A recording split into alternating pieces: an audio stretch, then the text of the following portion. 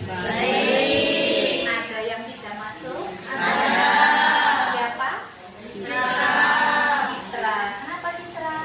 Baik. Oke, baik. Kita doakan Citra agar cepat sembuh dan bisa bergabung dengan kita untuk melakukan pembelajaran kembali. Oke?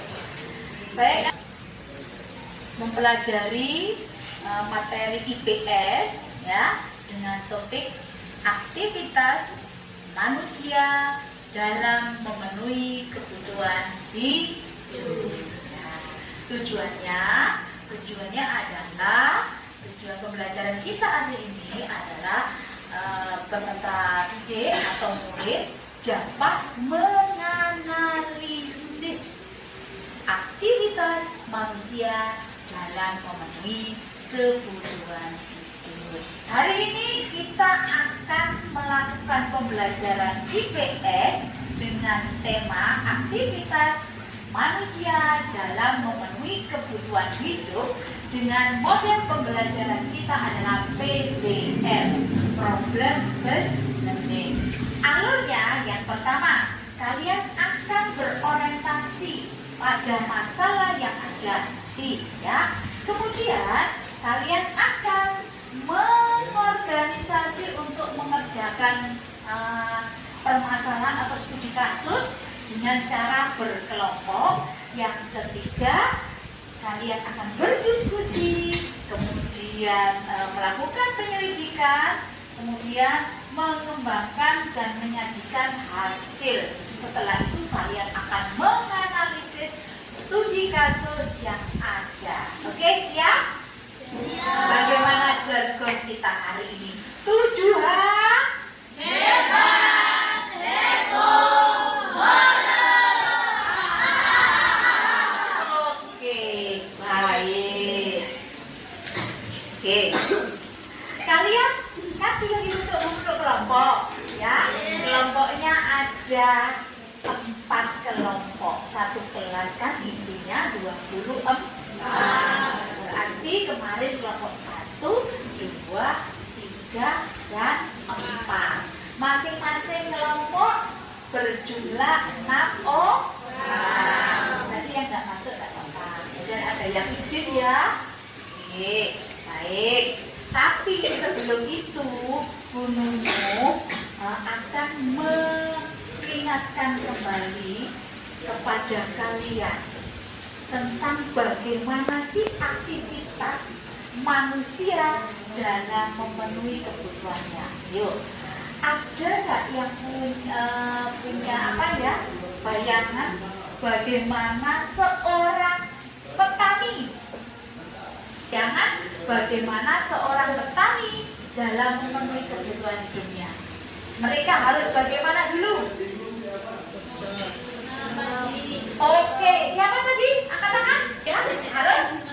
Iya, bagus. Apa lagi selain menanam padi? Kalau petani, kalau pedagang, angkat tangan ya.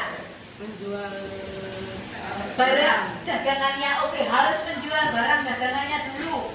Kemudian atau seorang peternak ayam, bagaimana dulu? Apa yang dilakukan?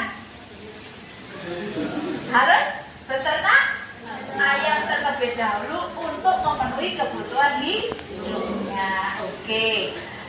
Tapi kalau kita sudah melihat usaha-usaha yang dilakukan manusia dalam memenuhi kebutuhan hidup itu, kita harus bisa membedakan antara keinginan dan kebutuhan.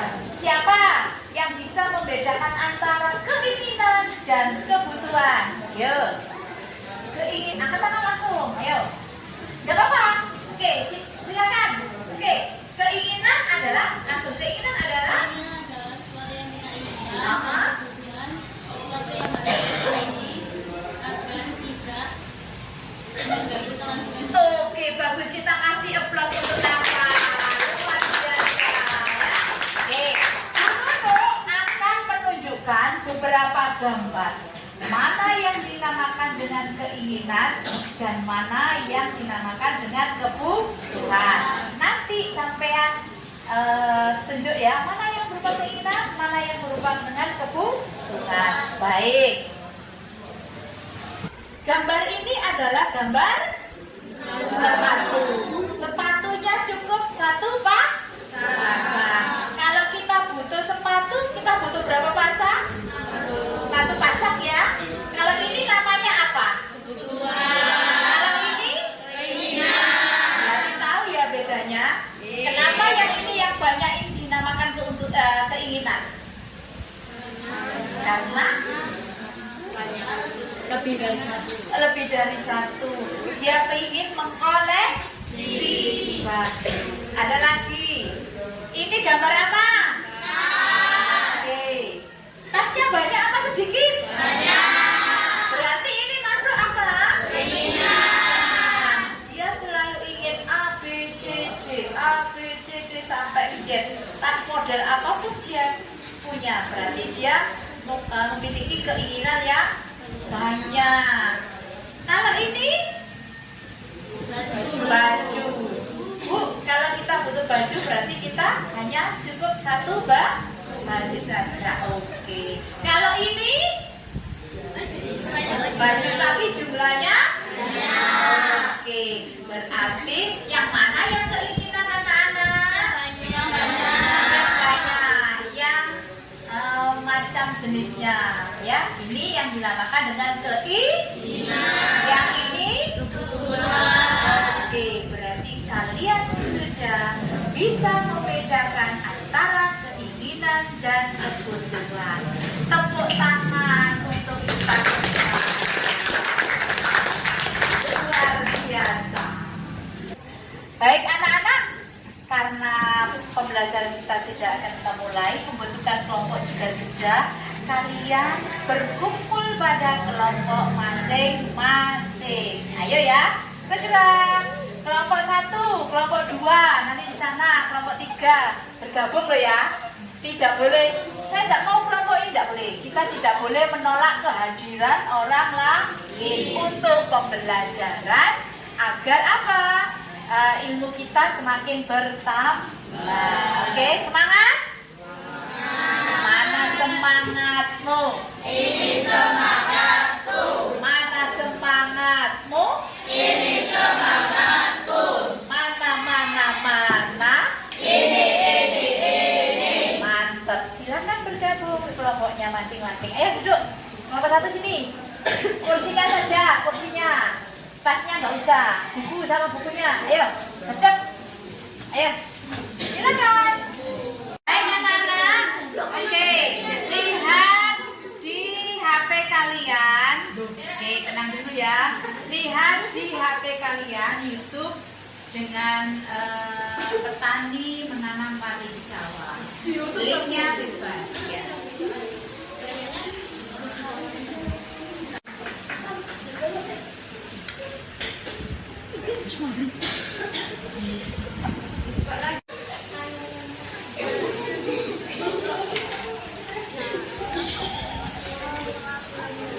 Oke, ayo konsentrasi, Kak Bude. Yang ada di benak kalian, yuk. Masing-masing perwakilan monggo diberi alasan atau diberi deskripsi. Ya, menurut kalian tadi kan sudah melihat bagaimana petani menanam padi di sawah. Ada alasannya tidak yang seperti itu? Oke, alasannya bagaimana coba? Siapa yang bisa? Ayo. Ya, oke, Nova. Untuk memenuhi kebutuhan hidupnya. Oke, salah satu memenuhi kebutuhan hidupnya. Bagus sekali untuk Nova. Aplaus untuk Nova. Ada lagi selain untuk memenuhi kebutuhan hidupnya, dia apa? Untuk apa? Selain menanam, memenuhi kebutuhan pangan. Bagus sekali, luar biasa ya. Ada memenuhi kebutuhan hidupnya, memenuhi kebutuhan pangan orang banyak, dan dia akan memenuhi keberlangsungan hidupnya. Oke, mari kita lanjutkan. Ada kasus yang harus kalian selesaikan. Kasusnya adalah ada kenaikan harga di sebuah kota. Dan di situ kalian harus bisa memberikan solusi bagaimana masyarakat di daerah tersebut dengan adanya kenaikan harga bahan pokok terutama beras. Baik ya, Bu Nunu akan memberikan studi kasus melalui lembaran ya yang akan saya bagi. Nah, kalian akan memberikan solusi, Fahri, solusi dari kasus tersebut. Oke. Untuk kasusnya, nanti jawabannya ditulis di satu lembar kertas ya. Satu lembar kertas. Solusinya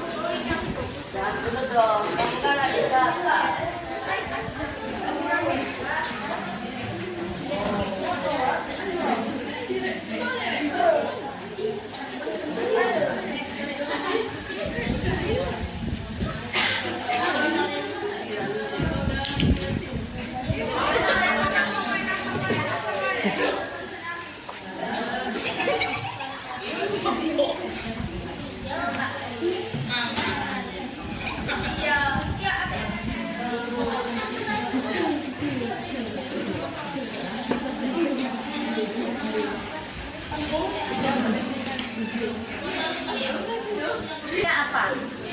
Solusi untuk mengatasi kenaikan harga yang tiba-tiba. Oke. Kalau sudah ada, tinggal di garis Oke. Segera. Yuk, habis ini waktu 35 menit. Baik. Diskusi sudah selesai ya. Sekarang kalian tinggal mempresentasikan jawaban tentang kenaikan harga bahan pokok yang secara tiba-tiba. Kelompok mana yang akan mempresentasikan terlebih dahulu dari jawaban? Oke, kelompoknya nambah. Kelompok berapa nambah? 3. Oke, silakan. Solusi kenaikan harga beras. Solusi pertama, rumah tangga sebagai konsumen melakukan penyesuaian. Mereka menggantinya dengan sumber karbohidrat lain seperti jagung, ubi, atau mie instan. Membeli beras dalam jumlah sedikit atau kualitas yang lebih rendah demi menjaga keseimbangan pengeluaran. Kedua, pelaku ekonomi seperti pedagang dan distributor ikut beradaptasi. Mereka menjual dengan kemasan eceran atau ukuran lebih kecil agar tetap terjangkau di masyarakat. Sementara pedagang besar menambah pasokan bahan pakan alternatif untuk memenuhi permintaan yang bergeser dari beras ke komoditas lain. Ketiga, pemerintah mengambil peran penting dalam mengatasi gejolak harga. Selain itu, pemerintah juga mendorong diversifikasi pangan untuk mengurangi ketergantungan masyarakat terhadap beras. Keempat, muncul adaptasi sosial di masyarakat. Komunitas atau kelompok masyarakat juga mengadakan gotong royong berupa dapur umum atau arisan sembako untuk membantu anggota yang paling terdampak. Oke, bagus sekali untuk kelompok 3. Kita kasih satu lagi, kelompok berapa? 2. Silakan. Ayo, silakan dibacakan. Iya.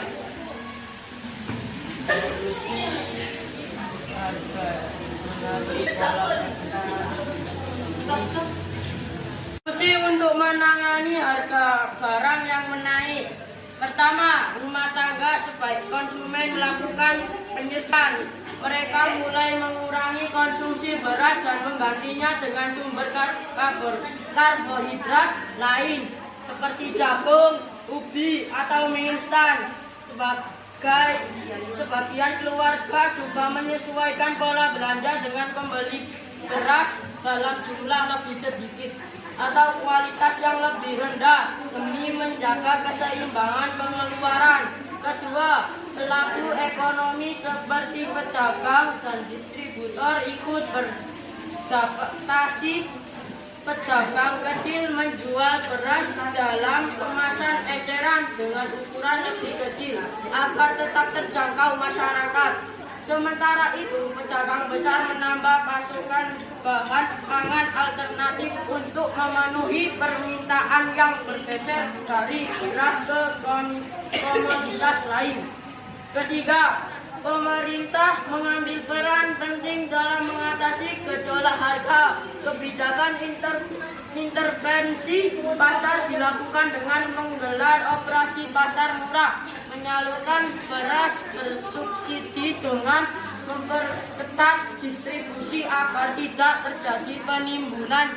Selain itu, pemerintah juga mendorong diversifikasi pangan untuk mengurangi ketergantungan masyarakat terhadap beras. Keempat, muncul adaptasi sosial di masyarakat. Beberapa warga memanfaatkan lahan pekarangan untuk menanam tanaman pangan sederhana sebagai cadangan. Komunitas atau kelompok masyarakat juga mengadakan gotong royong berupa dapur umum atau arisan sembako untuk membantu anggota yang paling terdampak. Oke, bagus sekali untuk kelompok 2. Kita kasih applause.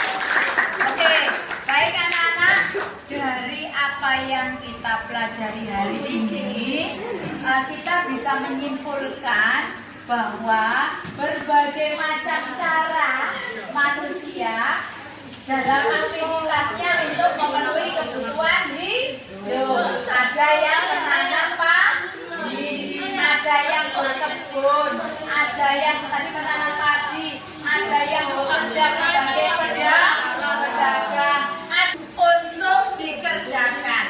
Ya, link itu ada game tentang soal bagaimana usaha manusia untuk memenuhi kehidupannya dan apa saja macam-macam kebutuhan manusia. Oke, siap? Ya.